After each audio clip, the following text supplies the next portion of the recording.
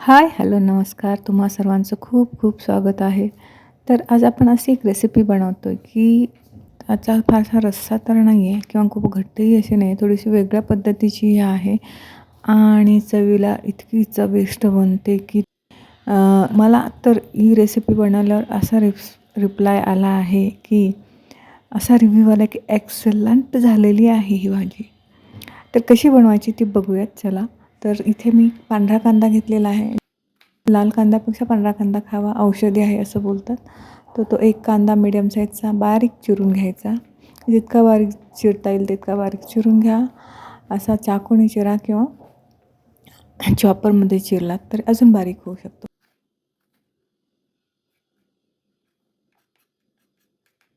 त्याचबरोबर एक टोमॅटो देखील कट करून घ्यायचा आहे. तर टोमॅटोचा मधला भाग आणि आतल्या बिया मी काढून घेते नेहमी.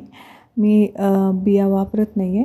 तुम्ही जर वापरत असाल तर बियासहितच अगदी ते टोमॅटो देखील अगदी बारीक चिरून घ्यायचा आहे.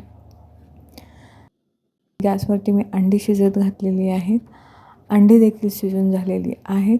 ते थंड तर टोमॅटो चिरून झाला, कांदा चिरून झालेला आहे. आता थोडीशी कोथिंबीर देखील वरून सर्व्ह करण्यासाठी, वरून गार्निशिंगसाठी थोडी कोथिंबीर देखील चिरून घेऊयात. तर चला रेसिपी बघूयात. एका पॅनमध्ये मोठे 2 चमच तेल घ्यायचं आहे. तेल गरम झालं की त्यामध्ये मोहरी टाकूयात. मोहरी तडतडली की जिरे टाकूयात आणि त्यानंतर कांदा परतून घेऊयात. कांदा अगदी लालसर मऊ होईपर्यंत परतून घ्यायचा आहे.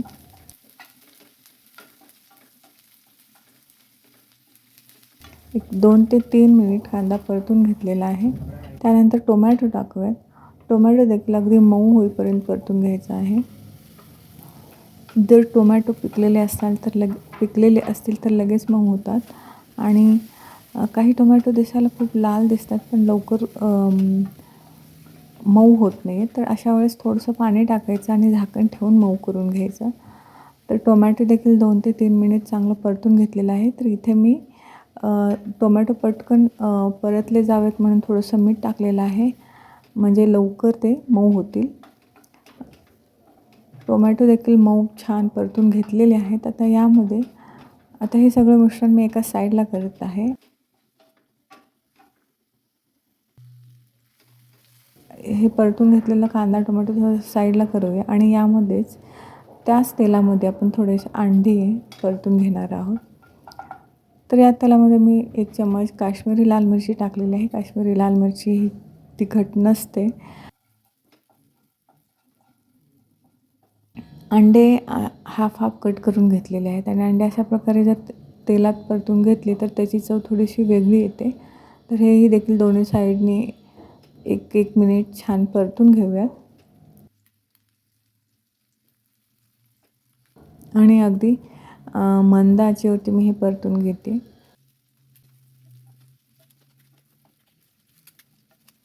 याऐवजी मी या प्रकारे असे अंडे परतून घेते. त्याऐवजी जर सुरुवातीलाच तुम्ही थोडंसं तेल आणि त्यामध्ये काश्मीरी लाल मिरची टाकून आणि थोडंसं मीठ टाकून आधी अंडी परतून घ्या आणि एका प्लेटमध्ये काढा आणि त्यानंतर मग आपण कांदा टोमॅटो असे छान मऊ करून घेऊ शकता. यानंतर इथे मी 1 चम्मच शेंगदाणे, भाजलेले शेंगदाणे, 1 चम्मच तीळ, अद्रक आणि लसूण याचं वाटण केलं होतं ते टाकलेलं आहे आणि थोडंसं पाणी टाकलेलं आहे.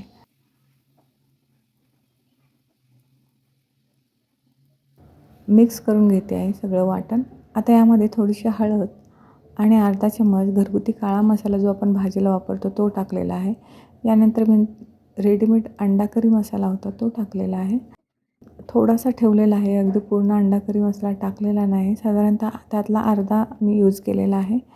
मीठ चवीनुसार टाकलेलं आहे आणि किंचितचं पाणी परत ॲड केलेलं आहे. सगळं व्यवस्थित मिक्स करून घेतलेलं आहे आणि झाकण ठेवून 1-2 मिनिटाला उकळी येऊ द्यायची आहे. उकळी आलेली आहे. सगळे मसाले छान शिजलेले गेलेले आहेत. वरून कोथिंबीर पेरलेली आहे. बघा किती छान झालेला आहे. अगदी पातळ असा हा रस्सा बनलेला नाही.